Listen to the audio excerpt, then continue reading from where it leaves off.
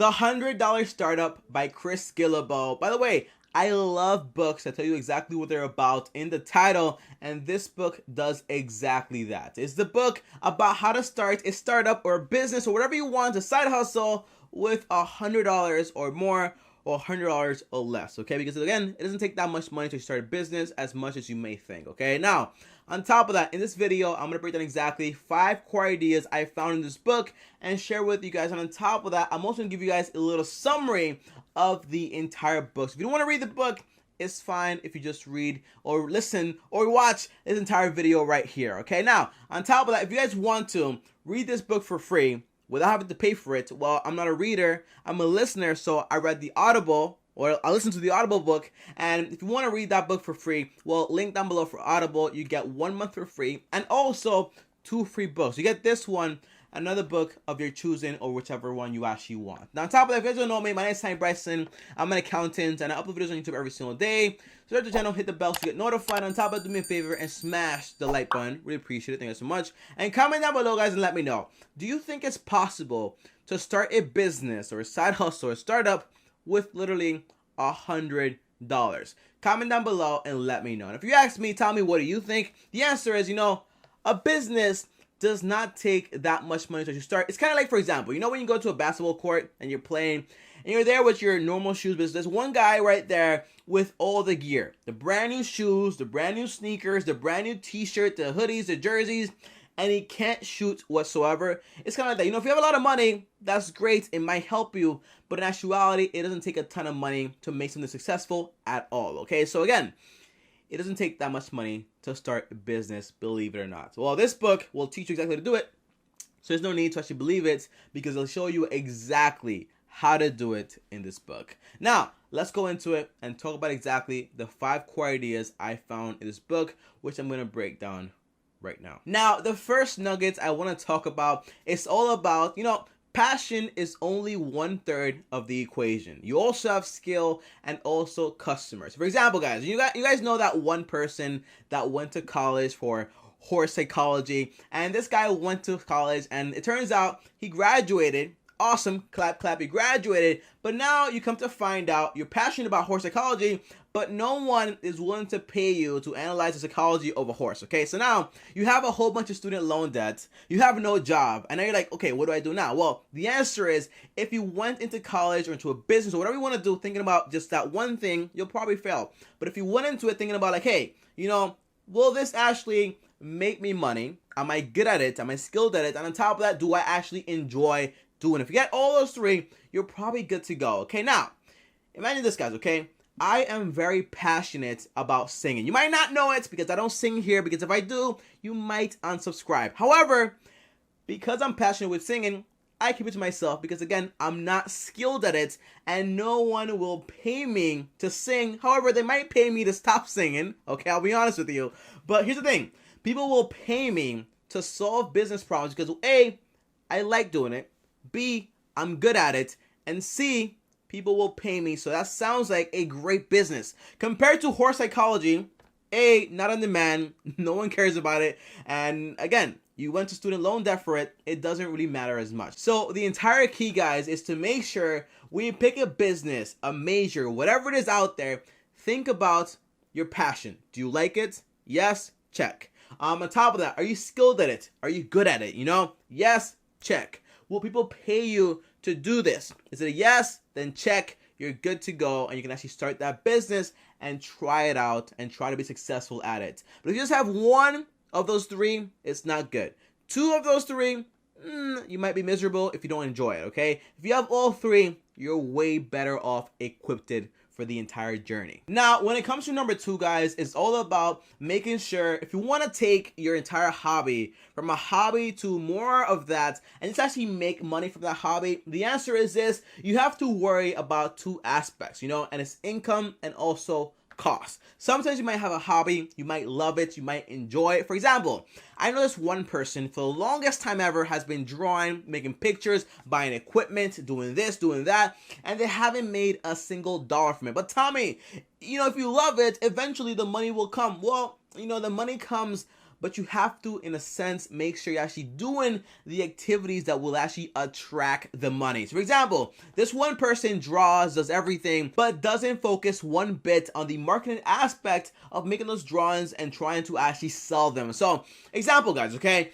what do you do here? Well, what you do is you try to focus on income and also the cost. So how much does it cost you to do this hobby? Is it $10? Is it $1,000? Is it $10,000? It all depends on what you're actually doing. Now, how much money can this hobby actually make you? If you're making art, and it's great art, you might make 1,000, 500, 100, 10,000, 100,000. No one really knows because it's kind of like art. But in reality, the whole concept is, guys, you know, I might be very passionate or might have a hobby when it comes to eating pizza, but if I can't make money from it and it is costing me money on my pocket, then it's not reliable enough to actually call it a hustle. For example, if I were to say, hey, you know, I'm going to turn this pizza eating hobby into a business, I would have to go out there onto YouTube, onto books, onto Domino's website and be like, okay, how do I go from this person just buying and eating pizza to actually being like a spokesman like for pizza eating or something like that, or just making videos on YouTube to eat pizza, review them, and talk about them? That's possible, but sometimes, usually,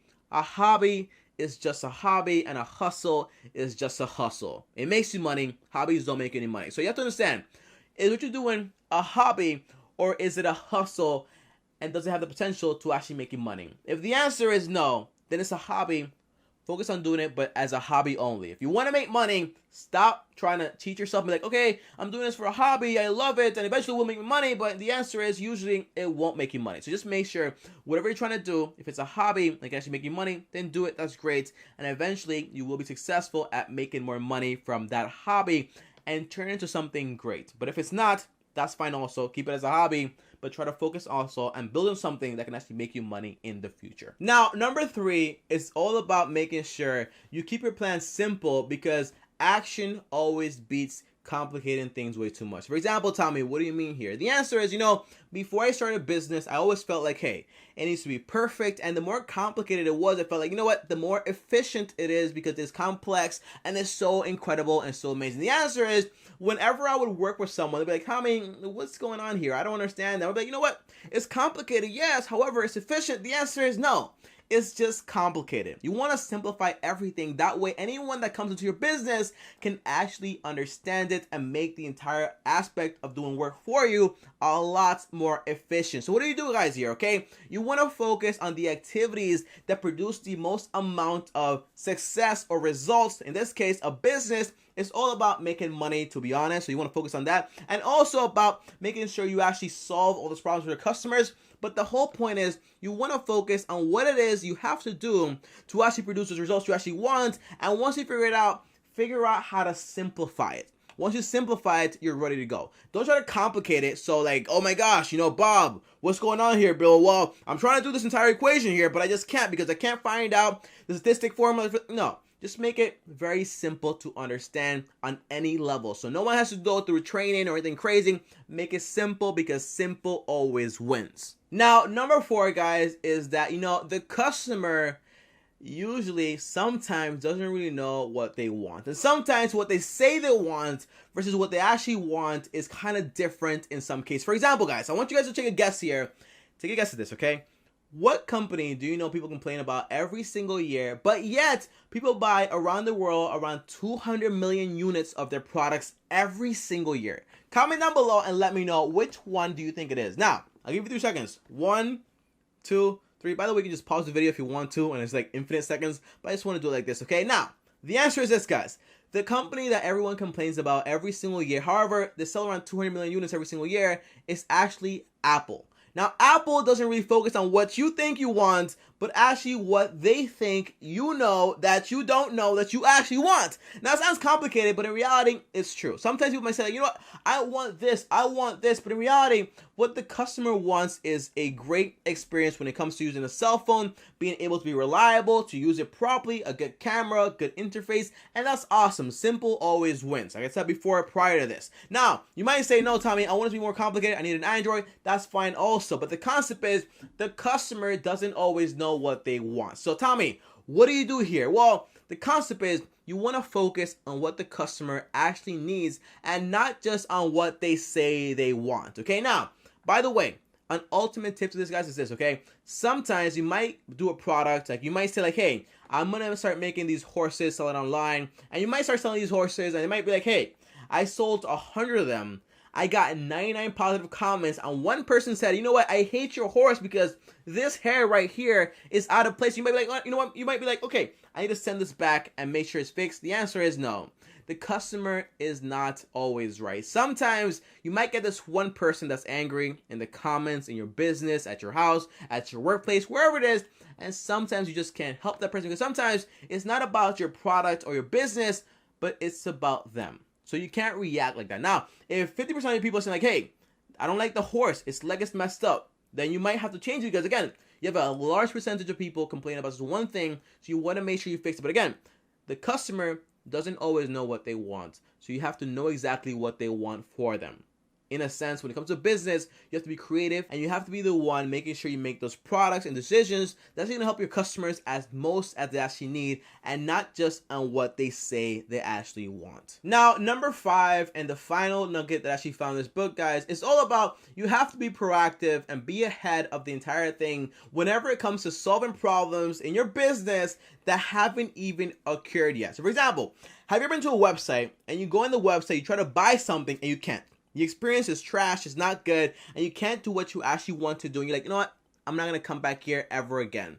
And then you might say like, hey, I want to return this horse here, but the policy says that if I bought it and I touched it, well, now I can't return it. It's just bad business all around. So you always want to make sure when you start a business, you think about the problems you might have with it and how you solve them before they actually occur. That way, whenever a customer says, hey, I'm having this issue, you be like, hey, I already solved the issue.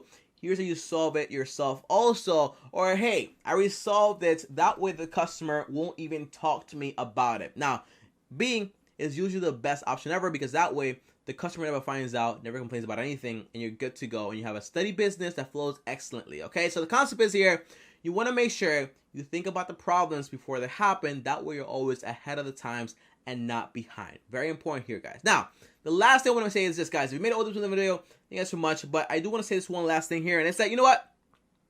This video and this book has so much information, so many details I can't cover it in this one video, okay? However, I do want to say one thing, okay, guys? The bonus to this video is this, okay?